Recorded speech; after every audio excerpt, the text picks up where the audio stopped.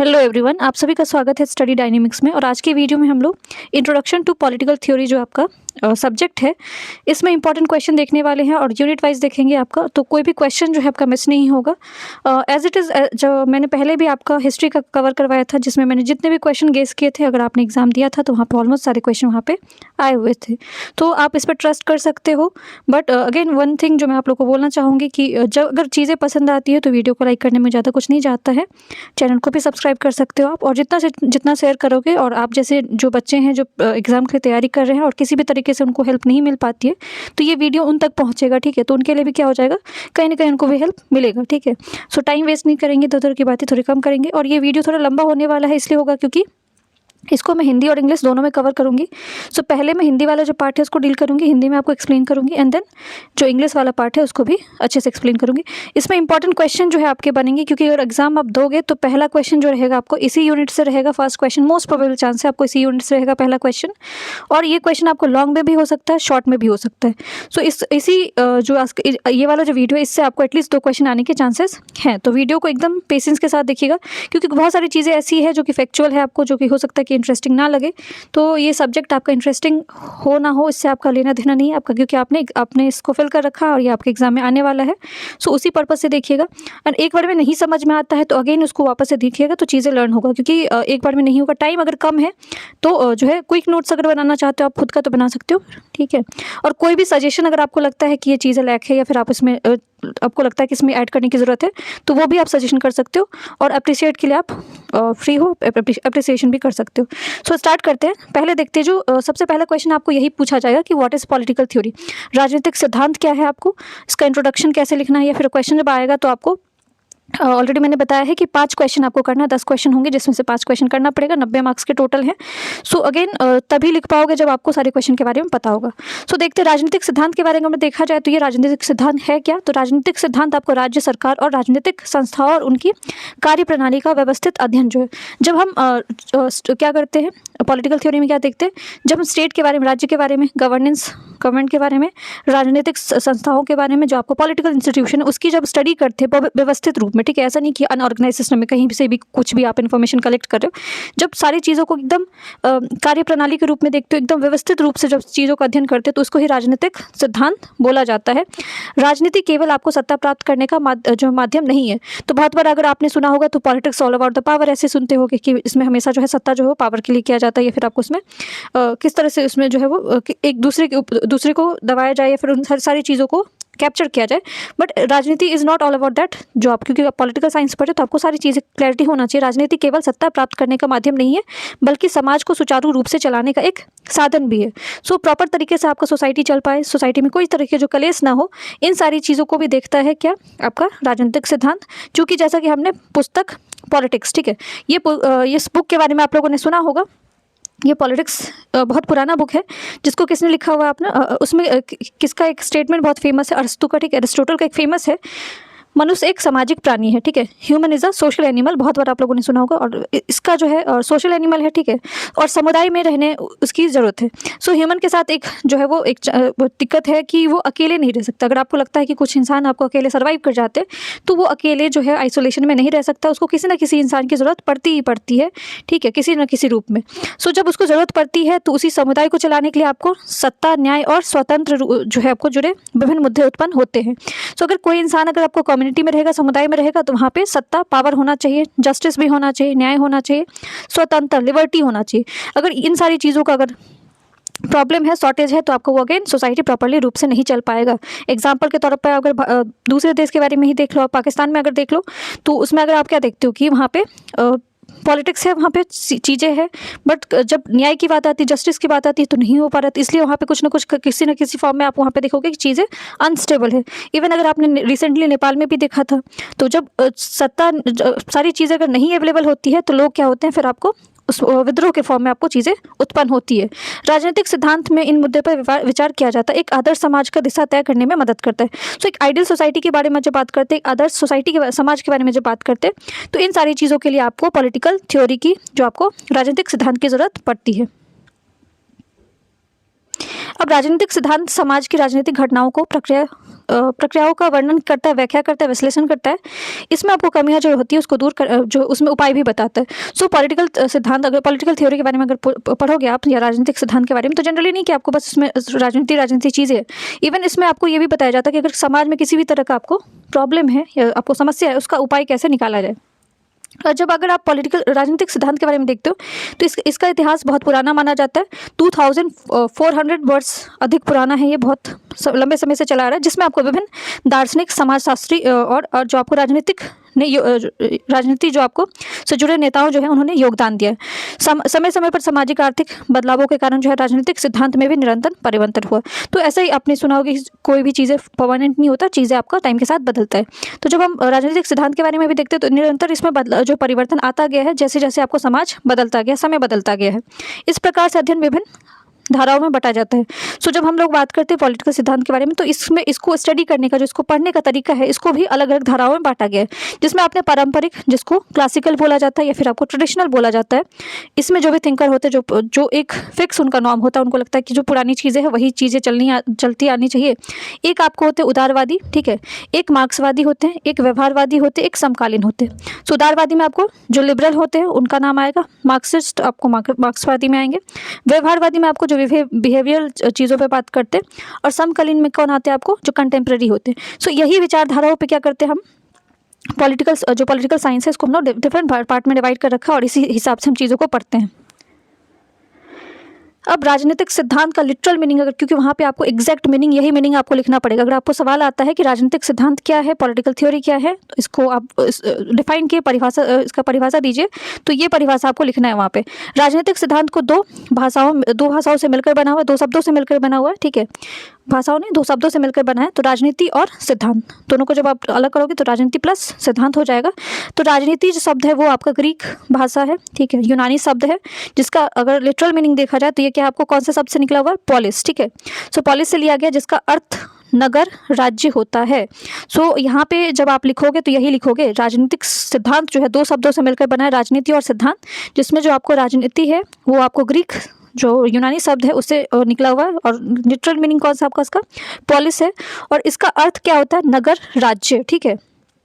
दूसरा शब्द है आपका सिद्धांत, ये भी आपका ग्रीक शब्द है, यूनानी शब्द ही है, जिसका लिटरल मीनिंग अगेन थ्योरी, ठीक है, सिद्धांत का मतलब थ्योरी होता है, से लिया गया है। ये शब्द आपको जुड़ा हुआ है, तो दोनों एक दूसरे से जुड़ा हुआ है। इसको थ्योरिया भी बोला जाता है, इसका मतलब है कुछ हमारे आसपास हो रहा है उसे समझने का प्रक्रिया।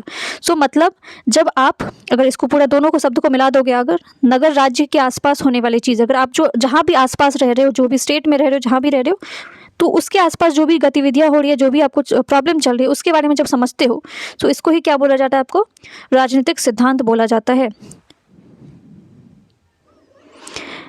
यहाँ पे दोनों शब्द का लिखा है, यहाँ पे एक बार और हमसे इसको आप वीडियो पॉज करके देख सकते हो। सो यहाँ पे मीनिंग हमने देख लिया, अगर लिटरल मीनिंग पूछा जाएगा तो वैसे बताओगे। दूसरा क्वेश्चन आता है आपको राजनीतिक सिद्धांत पे विभिन्न विचारकों का विचार। सो इसमें बहुत सारे विचारक हैं, तो हिंदी में तो 2 मैं बता रही हूँ, तो 2 तो कम से कम आप उसमें लिख के ही आओगे एग्जाम में अगर आता है क्वेश्चन। बट इसके अलावा इंग्लिश में बहुत सारा और मैंने कवर किया, तो वहाँ पर भी एक बार देख लेना, आपका रिवाइज हो जाएगा एक साथ। सो इसमें 2 विचारक है जो कि आपको नाम याद रखना। एक तो याद रखना डेविड ईस्टर्न, इन्होंने राजनीतिक सिद्धांत को कैसे परिभाषित किया या इसके बारे में क्या बोला है। राजनीतिक सिद्धांत राजनीति से जुड़े विचार है। सिद्धांत एक समूह है जो कि समझने में मदद करता है और सरकार और समाज कैसे काम करता है। सो राजनीतिक सिद्धांत अगर देखा जाए तो इनके हिसाब से एक मीडियम है, ठीक, एक जरिया है जिसके मदद से क्या किया जाता है, आपको सरकार के बारे में अर्थात गवर्नमेंट के बारे में और समाज कैसे काम करता है, तो सोसाइटी आपको कैसे वर्क करता है, आपके समाज में किस तरह से सारी चीज़ें चलती है, सरकार उसको कैसे चलाते हैं, इन सारी चीज़ों को समझने का एक क्या आपका माध्यम है, क्या है, जो राजनीतिक सिद्धांत है। दूसरा जो थिंकर का नाम आता है वो आता है आपको जॉर्ज कैटलिन के अनुसार राजनीतिक सिद्धांत राजनीतिक विज्ञान और राजनीतिक दर्शन शास्त्र दोनों का मिश्रण है।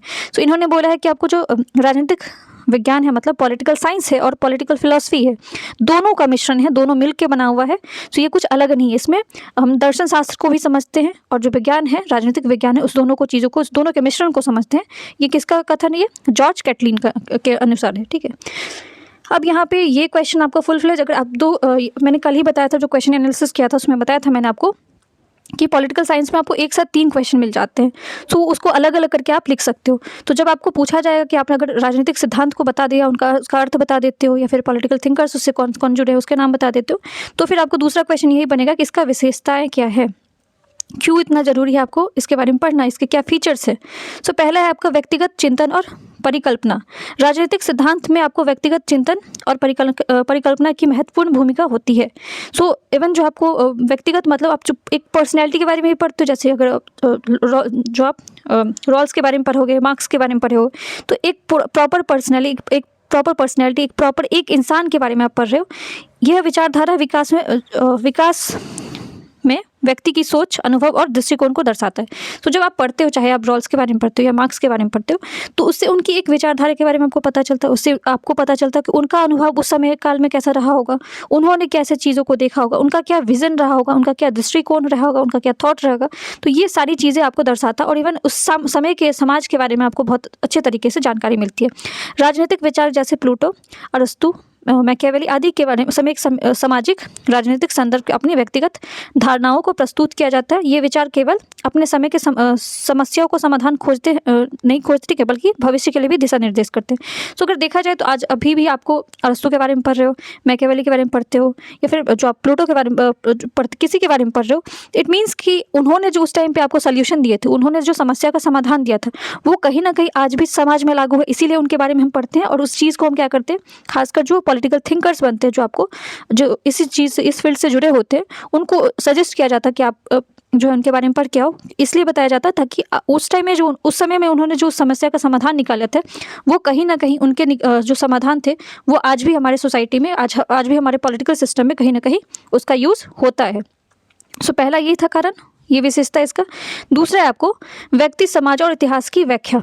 राजनीतिक सिद्धांत जो आपको व्यक्ति, समाज, इतिहास की गहराई जांच करता है। ये अध्ययन करता है कि समाज कैसे संगठित होता है, उसके प्रमुख तत्व क्या है, और तथा जो आपको विवाद के स्रोत क्या है। साथ ही यह भी समझाता है कि इन विवाद कैसे हल किया जा सकता है।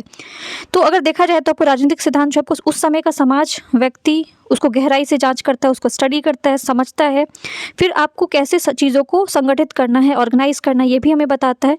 और डिफरेंट तत्व, क्या क्या एलिमेंट्स हैं, जो चीज़ें हैं आपको, और जो विवाद होते हैं उसके क्या स्रोत है। अगर मान लो कोई भी सोसाइटी में कोई भी प्रॉब्लम आता है, आज भी अगर देखोगे तो गवर्नमेंट आपको सिस्टम को चलाने के लिए जो कोई भी प्रॉब्लम आ रहा है, तो उसमें हम एनालाइज करते हैं कि इसका प्रॉब्लम का जड़ कहाँ से। अगर मान लो कि वहाँ पे हो सकता है कि कहीं पे क्राइम रेट बहुत ज़्यादा है, तो क्राइम रेट वहाँ पे क्यों ज़्यादा है, या तो वहाँ पे लॉ एंड ऑर्डर का प्रॉब्लम हो सकता है, ठीक है, यहाँ फिर आपको चीज़ें सुचारू रूप से नहीं चल पा रही है। तो जब हमें समस्या पता होता है तो उसका हम निदान भी निकाल ही लेते हैं, ठीक है। सो कहीं ना कहीं आपको जो राजनीतिक सिद्धांत है इस सारी चीज़ों में भी मदद करता है।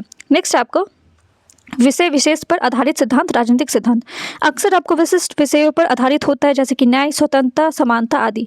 इन्हें प्रस्तुत करने के लिए विचारक दार्शनिक, इतिहासकार, अर्थशास्त्री और समाजशास्त्री हो सकते हैं। उदाहरण के लिए अरस्तु का जो सिद्धांत है वो दर्शन और राजनीति का मिश्रण है, जबकि मार्क्स का सिद्धांत जो आपको अर्थशास्त्र और समाजशास्त्र पर आधारित है।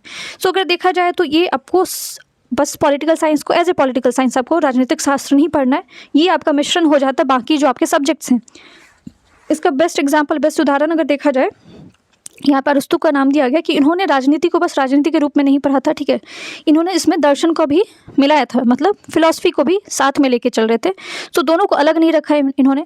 दूसरा एग्जांपल आपको मार्क्स का आता है। मार्क्स जो है वो उन्होंने भी आपको पॉलिटिकल साइंस को बस पॉलिटिकल साइंस नहीं पढ़ा था, इवन इन्होंने अर्थशास्त्र जो इकोनॉमिक्स है उसको भी मिला के मिश्रण करके पढ़ा था। तो ये राजनीति सिद्धांत एक ऐसा चीज़ है जिसमें हम मिश्रित चीज़ों के बारे में पढ़ते हैं, चाहे आपको न्याय के बारे में पढ़ते हैं, स्वतंत्रता के बारे में पढ़ते हैं, समानता के बारे में पढ़ते हैं।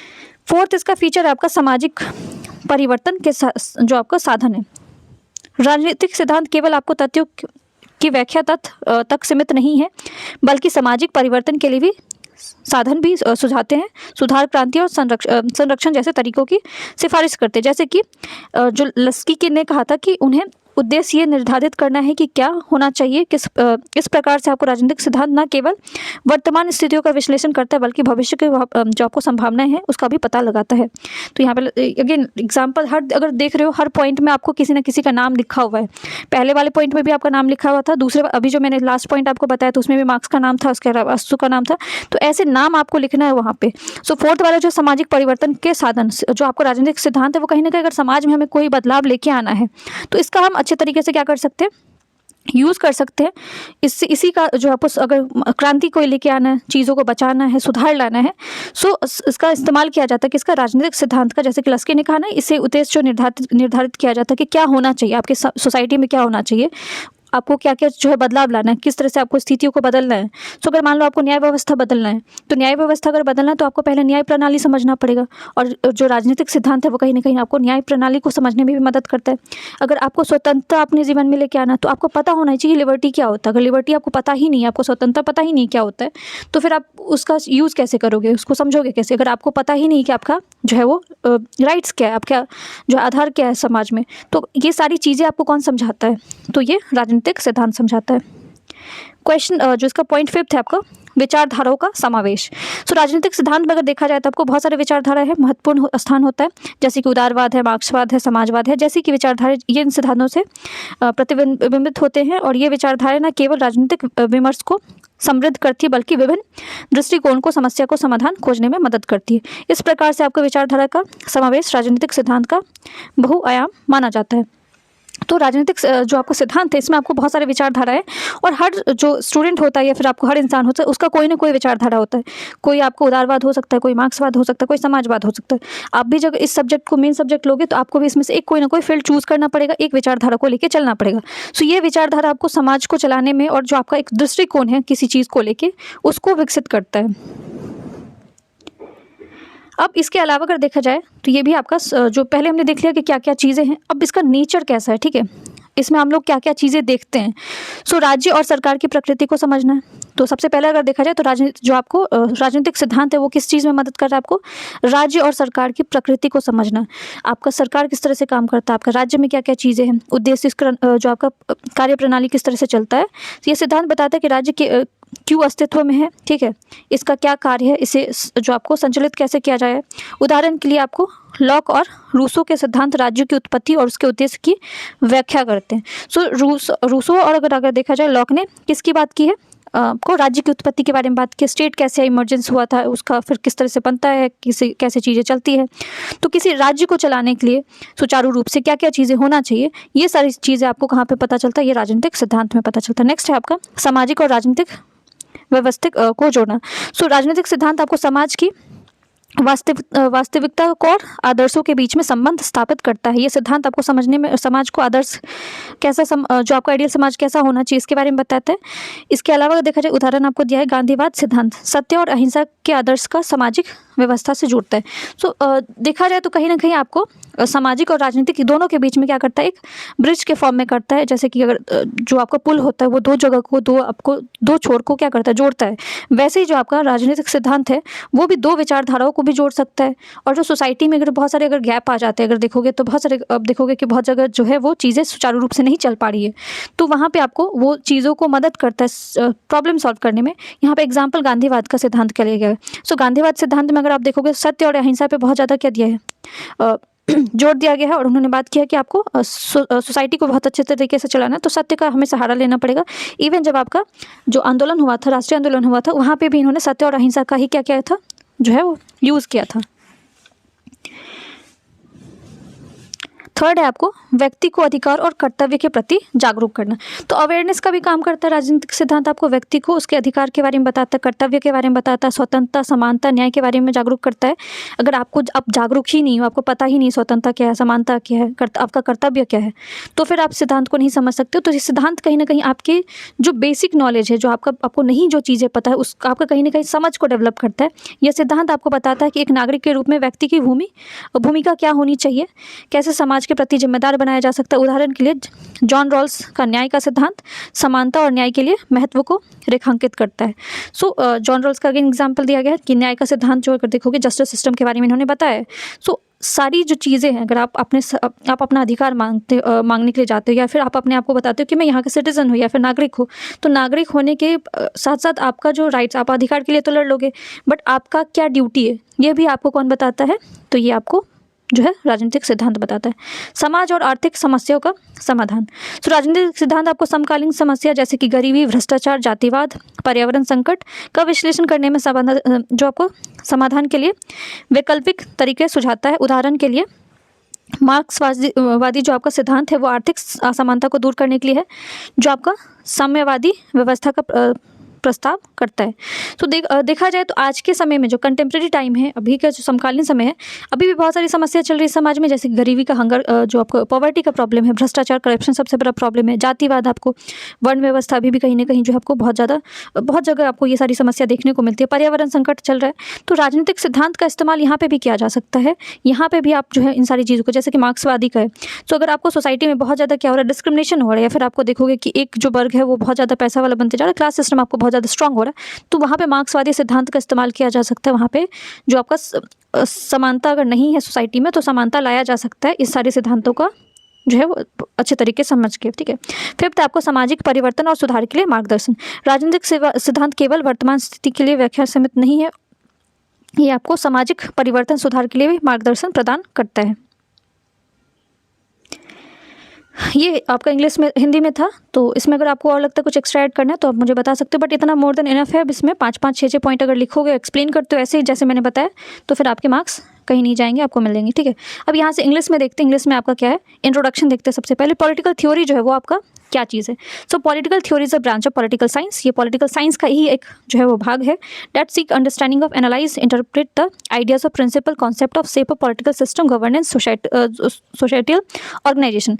सो जो ये आपका पॉलिटिकल थ्योरी है, उसमें हम लोग किस तरह से गवर्नेंस होना चाहिए, सोसाइटी कैसे ऑर्गेनाइज होना चाहिए, या फिर आपको इन सारी चीज़ों को एनालाइज करते हैं, समझते हैं, अपना अंडरस्टैंडिंग बनाते हैं, उसमें अपना आइडियाज़ देते हैं। इन सारी चीज़ों के बारे में पॉलिटिकल थ्योरी में हम लोग पढ़ते हैं। It examining the foundation of political authority, justice, liberty, equality, rights, and often through the study of influencer such as Plato, Aristotle, Machiavelli, Hobbes, Locke, Rousseau, Marx, Rawls, ठीक है। सो ये आपको इवन जो है जो भी जैसे जस्टिस की बात करते हो, न्याय की बात करते हो, लिबर्टी, इक्वालिटी, राइट्स, इन सारी चीज़ों के बारे में भी स्टडी आप कहाँ से करते हो, पॉलिटिकल जो आपका थ्योरी वहीं से बात करते हो। और पॉलिटिकल थ्योरी में अगर देखा जाए, कुछ बहुत ज़्यादा महान जो इन्फ्लुएंशियल थिंकर्स हैं, आपको प्लेटो है, एरिस्टोटल है, मैकियावेली, हॉब्स और रूसो है, ठीक है। अब यहीं तक कन्फाइन नहीं है, आपको बहुत सारे इसमें भी अलग अलग थिंकर्स आए हुए थे, यहाँ पे लिखा हुआ है, ठीक है। ब्रीफ हिस्ट्री, अब इसके बारे में देख लेते हैं कि इसका हिस्ट्री अगर थोड़ा सा अगर पूछा जाए आपको पॉलिटिकल थ्योरी के बारे में, जो आपका राजनीतिक सिद्धांत का कैसा रहा, तो बहुत लंबे समय से ये चला आ रहा है, ये आज की चीज़ें नहीं, आज की दिन नहीं है, बहुत लंबे एंशिएंट टाइम में भी इसका यूज़ किया जाता है। तो the history of political theory spends 1000 year reflecting humanities evolving understanding of powers, governance and justice. Since ancient time से ये चीज़ चल रहा है, एंशिएंट सिविलाइजेशन से चल रहा है। यहाँ पे कॉन्फ्यूज का नाम लिखा हुआ है, जो कि चाइना से बिलोंग करते हैं। अब इन्होंने किस चीज़ पे बात किया था, आपको मोरल गवर्नेंस पे बात किया था। सो आपको सोसाइटी में हार्मनी होना चाहिए, आप अगर बात करते हो एथिकल चीज़ें होना चाहिए, वैल्यू बेस्ड सिस्टम होना चाहिए। ऐसे नहीं कि आपको जो करप्ट तरीके से आप चीज़ों को, पावर को गेन कर रहे हो, आप हर जगह अपना एथिकल जो अप्रोच है उसका यूज़ करोगे, सही गलत का जो आपको थिन मार्जिन है उसका इस्तेमाल करोगे। प्लेटो एंड एरिस्टोटल जो ये भी आपको ग्रीस के हैं, इन्होंने भी इन सारी चीज़ों के बारे में बात किया है। रूल ऑफ जो आपको सिटीजन का क्या होना चाहिए ड्यूरिंग द रोमन एम्पायर, जो स्कारो, ठीक है। Ideas about the natural law and replicants के बारे में बात किया है। ये मिडिल एज का यहाँ पे लिखा हुआ है, ठीक है। सो हिस्ट्री मोर ओवर अगर आता नहीं भी आता, तब भी आप क्लासीफाई करके 4-5 थिंकर के बारे में, प्लेटो, एरिस्टोटल, कॉन्फ्यूशियस के बारे में लिखोगे कि ये एंशिएंट टाइम इन्होंने बात किया था। और जो आपको मॉडर्न में अगर पूछा जाए तो Machiavelli, Locke, Rousseau and Hobbes का नाम लिखना है।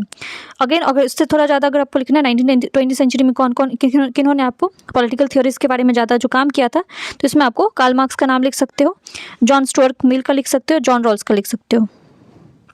मीनिंग ऑफ पॉलिटिकल थ्योरी, अब यहाँ पे लिटरल मीनिंग क्या है, तो ऑलरेडी मैंने आपको बताया था, ग्रीक वर्ड है, ठीक है, जो कि आपको 2 वर्ड से बना हुआ है, पॉलिटिकल प्लस थ्योरी से। पॉलिटिकल जो ये भी आपका ग्रीक है, पॉलिस शब्द से बना हुआ है, थ्योरी जो है थ्योरियम से बना है, जो कि शब्द जिसका मतलब होता है चीज़ों को, आपके आसपास जो भी चीज़ है थ्योरी के अंदर आता है, पॉलिटिकल के अंदर आता है आपको जो स्टेट है, ठीक है। So political theory is a systematic study of ideas, concept related to politics, power, governance and society. It's seek to understand the principal stats underpinning the political system, the nature of authority, relation between the individual, community and state. So आपका जो relation है किसके साथ, state के साथ और authority के साथ, पावर के साथ, या फिर पॉलिटिकल सिस्टम के साथ, इसी सारी चीज़ों के बारे में हम पढ़ते हैं। Its core political theory is concern with the fundamental question, ठीक है। पॉलिटिकल क्वेश्चन जो थ्योरी है उसमें कुछ फंडामेंटल क्वेश्चन, कुछ बेसिक क्वेश्चन है जो कि हमेशा हमारे सामने उठता रहता है।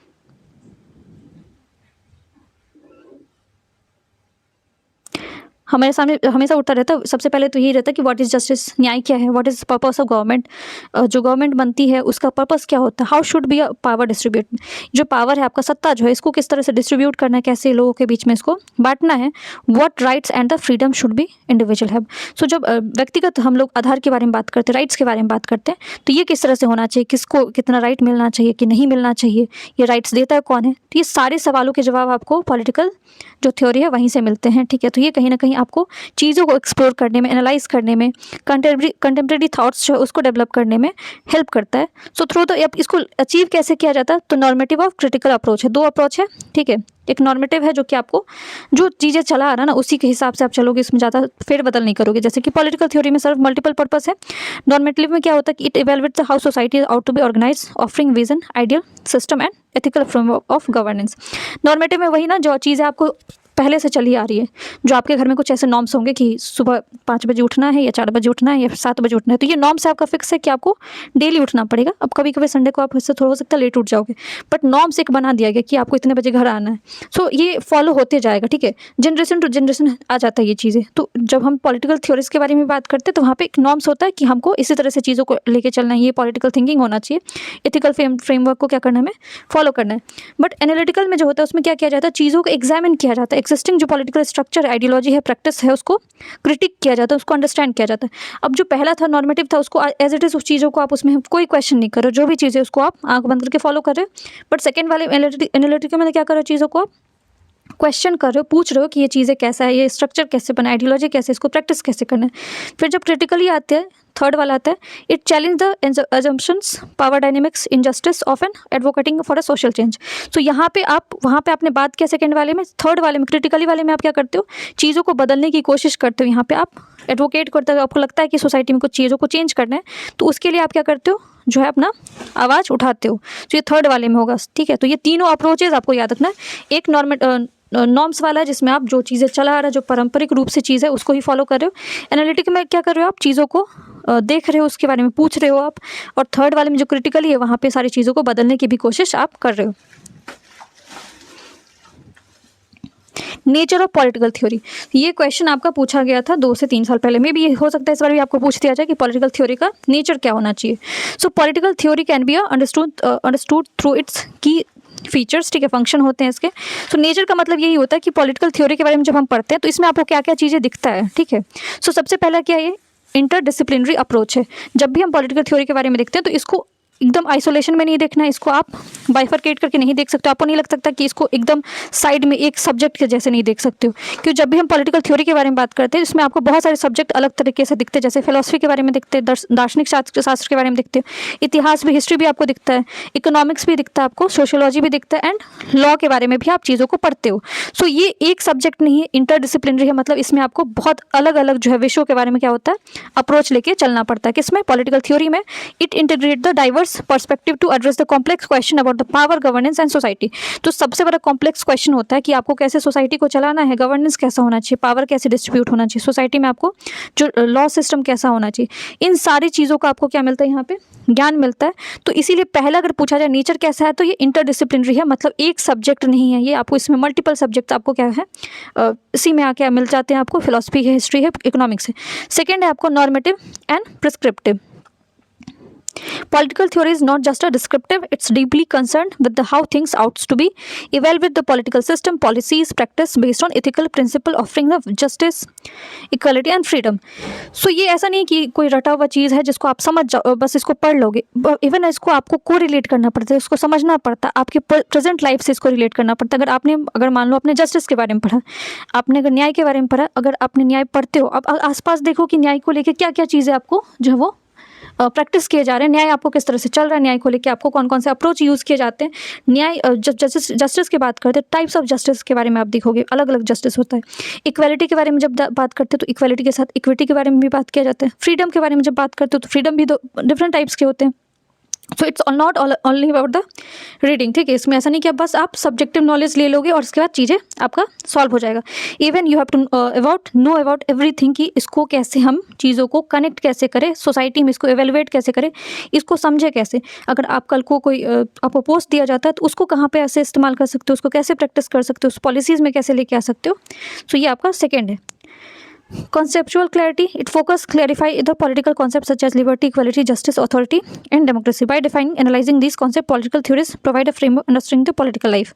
So political life को, politics को लेके एक जो लोगों के बीच में घृणा होती है, फिर उनको लगता है कि ये चीज़ें जो है बस पावर के लिए किया जाता है, तो उनका ये चीज़ें, ये कॉन्सेप्ट क्लियर हो सकता है जो इन सारी चीज़ों को बेहतर तरीके से समझ सकते हैं, उनको जब पता है कि इसका इस्तेमाल कब होता है, ठीक है। फोर्थ है आपका हिस्टोरिकल एंड conceptual. तो political theory is rooted in historical context like examining the ideas like Plato, Machiavelli, Locke, Marx, ठीक है। तो इनके आइडियाज़ को आज भी कंटेम्प्रेरी टाइम में यूज़ किया जा रहा है, ठीक है, जैसे कि ग्लोबलाइजेशन में, आइडेंटिटी पॉलिटिक्स में, इन्वायरमेंटल क्राइसिस में। तो जो बात पहले मार्क्स द्वारा किया गया था कि समाज में आपको क्या असमानता है, या फिर आपको एलीट क्लास के बारे में बात किया था कि एक वर्चस्व ग्रुप है जो कि आपको एक जगह चीज़ों के एक्यूमुलेट करता है। तो ये सारी चीज़ें जो बात की गई थी वो भी सोसाइटी में आपको देखने को मिल जाएगा। तो ये ऐसा नहीं है कि उनके समय काल में जो चीज़ें बोला गया था वो उनके समय काल में ही चीज़ें फिक्स होकर रह गया, वो कहीं ना कहीं आज भी उसका जो है वो प्रभाव या फिर आपको दुष्प्रभाव अगर देखा जाए तो वो हमारे सोसाइटी पे दिखता है। फिफ्थ आपको critical and reflective. So it critically examine the existing power structure, ideology, institution, questioning their legitimacy and fairness. ये फिफ्थ पॉइंट है आपका. सिक्स्थ आपको प्रैक्टिकल रेलिवेंस. अब ये प्रैक्टिकल रेलिवेंस के फॉर्म में भी इसका यूज़ कर सकते हो, खासकर पॉलिसी मेकिंग में. पॉलिटिकल जो एक्टिविज्म होता है, अगर आपको किसी चीज़ को डिज़ाइन करना है, खासकर पॉलिटिकल चीज़ों को, तो वहाँ पे आपको ये हेल्प करता है. डायनेमिक एंड इवॉल्विंग, तो ये आपको जो पॉलिटिकल थ्योरी है ये स्टैटिक नहीं है, ये चीज़ें ऐसा नहीं है कि ये परिवर्तन नहीं होगा. अगर आप आज जस्टिस के बारे में, आज 21st सेंचुरी में जस्टिस आपके लिए हो सकता है कुछ और होगा, बट 100 साल के बाद हो सकता है कि जस्टिस का मतलब चेंज भी हो सकता है. ठीक है, सो न्याय आपका जो है वो समय के साथ बदलेगा. ठीक है, समानता के बारे में अगर आप देखो तो समानता भी बदल सकता है. तो चीज़ें आपका फिक्स नहीं रहता, ये चीज़ें आपका इवॉल्विंग होता है, बदलता रहता है. आइडियल वर्सेस रियल, सो एक जो हम आदर्शवाद की बात करते हैं और जो आपको यथार्थवाद के बारे में बात करते हैं, इन दोनों चीज़ों के बारे में ही बात किया जाता है. Political theory often contrast ideal vision of society. Utopians चीज़ों के बारे में पढ़ा होगा, जो कि एक जो हमारे समझ के परे भी होता है, और जैसे चीज़ है जो कि आपको समाज में जो कार्ल मार्क्स की थ्योरी पढ़ते हो वो यूटोपियंस में आएगा. जो कार्ल मार्क्स बोलते हैं कि समाज को एकदम समानता लेके आ जाए, कर देंगे, फिर पूरे सोसाइटी में इक्वल कर देंगे. That is not possible. कोई ना कोई वहाँ पर अनइक्वल रहेगा ही रहेगा. ठीक है. Universal and particular, political theory जो वो एड्रेस करता है यूनिवर्सल थीम्स लाइक जस्टिस. ये आपको सबके लिए जस्टिस सबको चाहिए, फ्रीडम सबको चाहिए. उसके अलावा अगर देखा जाए तो पर्टिकुलर चीज़ों के बारे में भी बात किया जाता है, जैसे कि आपको किस तरह से सोसाइटी को बैलेंस करना है, किस तरह से हिस्ट्री होना चाहिए, किस तरह से कल्चर होना चाहिए. इमेंसिपेटरी पोटेंशियल, तो political theory has power to inspire local changes. ये 10th पॉइंट था आपका. अगेन ये पूरा तो नेचर आपको समझ में आ गया होगा. एक बार और देखना तो आपको और बेहतर तरीके से समझ में आएगा. नाउ जो पॉलिटिकल थ्योरीज को लेके डिफरेंट जो बड़े बड़े थिंकर्स के ना उनके डेफिनेशन है, हो सकता है वो परिभाषा आपको पूछा जाए. तो हिंदी में तो मैंने 2 बता दिया, इंग्लिश में काफ़ी सारे नाम हैं.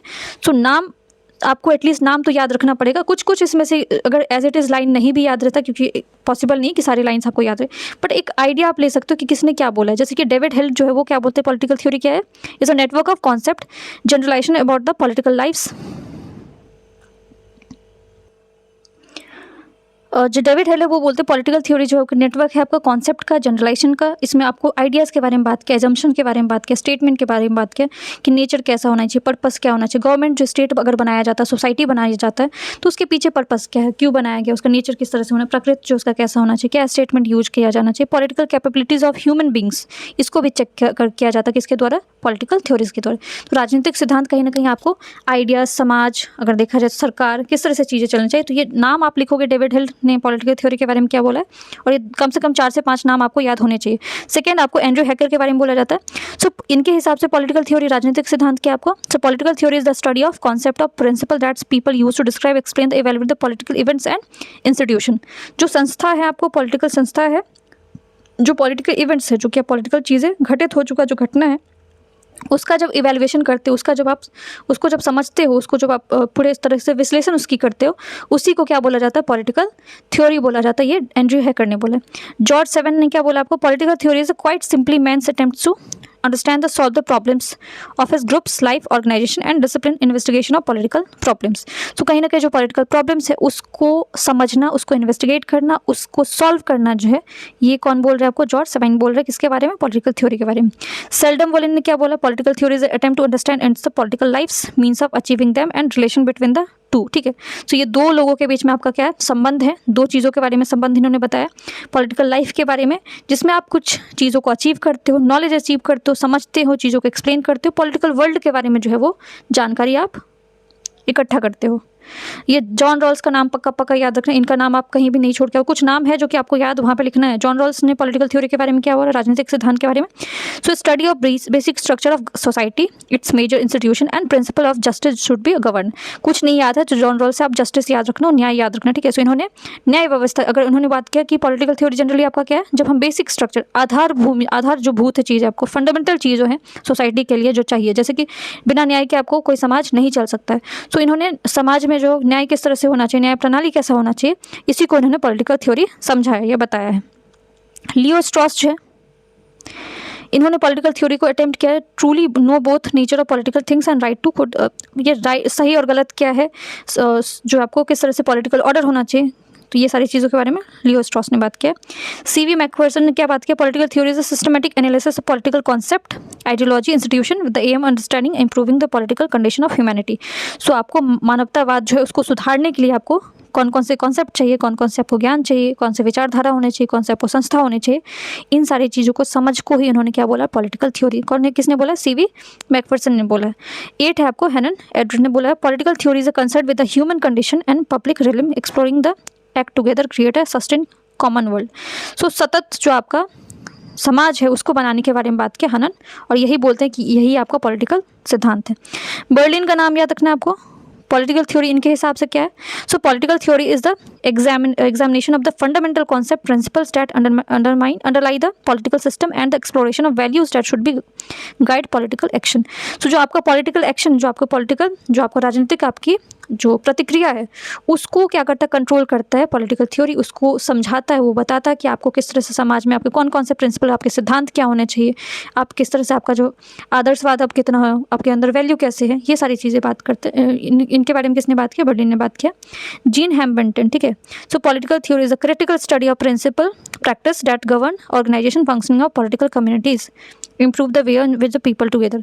सो लोग किस तरह से बेहतर तरीके से समाज में रह सके, ठीक है, और उनके अंदर समझ जो है वो राजनीति को लेकर किस तरह से डेवलप किया जाए, सोसाइटी को और ऑर्गेनाइज कैसे किया जाए, उसको आपको फंक्शनिंग उसका कैसे करवाया जाए, इन सारी चीज़ों को ही उन्होंने पॉलिटिकल थ्योरी बताया है जीन हैम्पटन ने, ठीक है। सो ये 10 नाम थे। इंपॉर्टेंस एक बार देख लेते हैं, इंग्लिश में, हिंदी में तो मैंने ऑलरेडी बता दिया पॉलिटिकल थ्योरी का इंपॉर्टेंस क्या है। ये भी आपको इसमें सिग्निफिकेंस भी अगर पूछा जाता है, इंपॉर्टेंस भी पूछा जाता है, महत्व पूछा जाए, फिर उसके फीचर्स पूछा जाए, तो ये सारी चीज़ें आपको लिख के आना है, ठीक है। सो इंपॉर्टेंस क्या, आपको अंडरस्टैंडिंग डेवलप करता है आपको किस चीज़ को लेकर, पॉलिटिकल कॉन्सेप्ट को लेकर, जस्टिस क्या है, इक्वालिटी क्या है, राइट्स क्या है। सेकेंड, आपको नॉर्मेटिव गाइडेंस देता है, ये आपको एथिकल फ्रेमवर्क देता है, एवेल्युएशन में मदद करता है, पॉलिसी प्रैक्टिस को कैसे लाना है सोसाइटी में। क्रिटिकल एनालिसिस आपके अंदर और ज़्यादा समझ डेवलप करता है, इंस्टीट्यूशन क्या होता है, क्वेश्चन करने की जो है आपके अंदर आदत डालता है। अगर आप देखोगे तो क्रिटिकल एनालिसिस मतलब यही होता है कि अगर मान लो आपके साथ कुछ गलत हो रहा है, आप उस पर आवाज़ नहीं उठा रहे हो, इट मीन्स के अंदर आपके अंदर कहीं ना कहीं राजनीतिक सिद्धांत की अभाव है, कमी है आपके अंदर। अगर आपके अंदर है, आपको चीज़ें पता है कि आपके साथ गलत हो रहा है, you are questioning this thing, ठीक है, अगर आपको कोई राइट्स नहीं मिल रहे, अगर उसको लेकर आप सवाल खड़ा करो, इट मीन्स कि आपको अपने राइट्स पता है, आपको पॉलिटिकल सिद्धांत पता है, ठीक है। हिस्टोरिकल इंसाइट, तो by the studying the ideas of historical thinkers, political thinkers provides evaluation of political thoughts. जब हम इसको पढ़ते हैं तो हमें ऐतिहासिकता भी पता चलता है कि उस समय में आपको जो एंशिएंट टाइम पे जो बात की गई ग्रीक जो फिलोसफर के द्वारा और अभी के समाज में कैसे बदलाव है, कितना बदलाव है। तो ये जो हम पैरामीटर यूज़ कर रहे हैं, जो हम कंपैरेटिव स्टडी कर पा रहे हैं, जो हम तुलनात्मक जो आपको अध्ययन कर पा रहे हैं, वो किसके बेसिस पे कर रहे हैं, हिस्टोरिकल अप्रोच के बेसिस पे कर रहे हैं। तो हिस्टोरिकल अप्रोच कहाँ से आ रहा है, जब पॉलिटिकल सिद्धांत को हम देखते हैं, जो थ्योरीज को देखते हैं, पहले वाला और वाले, तो उसमें इवोल्यूशन आपको दिखता है। प्रैक्टिकल रेलेवेंस है, आपको हेल्प करता है पॉलिसी मेकिंग में। आजकल देखा जाए, आपको कोई भी पॉलिसी बनाया जाता है तो उसके कुछ ना कुछ विचारधारा भी होती है, उसका कोई ना कोई जो आपका पर्पस होता है। तो ये सारी चीज़ें आपका क्या है, प्रैक्टिकल रेलेवेंस में आएगा। इंटरडिसिप्लिनरी अप्रोच ऑलरेडी आप लोगों ने पढ़ा, आइडियल वर्सेस रियल भी देख लिया, यूनिवर्सल पर्टिकुलर ये भी बताया मैंने। डेमोक्रेटिक एंगेजमेंट करता है आपको अंदर, जो है आपके गणतंत्र, जो आप बात करते हो कि जो आपको समाज में आपके अंदर राइट होना चाहिए, आप अपने लिए चीज़ों को बात कर सको, अपने लिए डिबेट कर सके, ये सारे अप्रोच को डेवलप करता है conflict resolution. Political theories provide tools for understanding and resolving the conflict analysing principle. So दो जो मतभेद आपके अंदर जो होता है उसको भी रिजॉल्व करने में हेल्प करता है। तो ये सारे इसके पॉइंट्स थे, इसीलिए आपको पॉलिटिकल जो है थ्योरीज पढ़ना जरूरी है, ठीक है। सो सारी चीज़ों को कवर करवा दिया मैंने, हिंदी इंग्लिश दोनों में है। और जो है आपका कौन कौन सी चीज़ें इंपॉर्टेंट है ऑलरेडी मैंने बता दिया, क्वेश्चन कैसे अटेम्प्ट करने ये भी मैंने बता रखा है। सो यूज़ दैट, ये ऐसे ही आप वहाँ पे भी क्या करोगे, पॉइंट्स फॉर्म में लिखोगे और हर पॉइंट को एक्सप्लेन करते जाओगे। हेडिंग सब हेडिंग को यूज़ करना है और जितना हो सके आपको रिवाइज करो, क्योंकि ये पहला यूनिट है। नेक्स्ट यूनिट भी जैसे कि इसमें से अगर देखा जाए तो अदर यूनिट में भी एक क्वेश्चन इंपॉर्टेंट है, क्योंकि 5 क्वेश्चन करने हैं आपको, तो ये इसमें से तो 2 क्वेश्चन आपको मिल जाएंगे। नेक्स्ट भी आपके रिस्पॉन्स पर डिपेंड करेगा कि आप इसको कितना जो है वो अपना सपोर्ट प्रोवाइड करते हो वीडियो को। जितना आप करोगे उतना मैं अपने तरफ से एफर्ट डालूंगी, क्योंकि बहुत सारे टाइम इसमें लगते हैं, ठीक है। सो वीडियो पसंद आए तो अगेन लाइक करिए वीडियो को, चैनल को subscribe and share with your friends also. Thank you so much.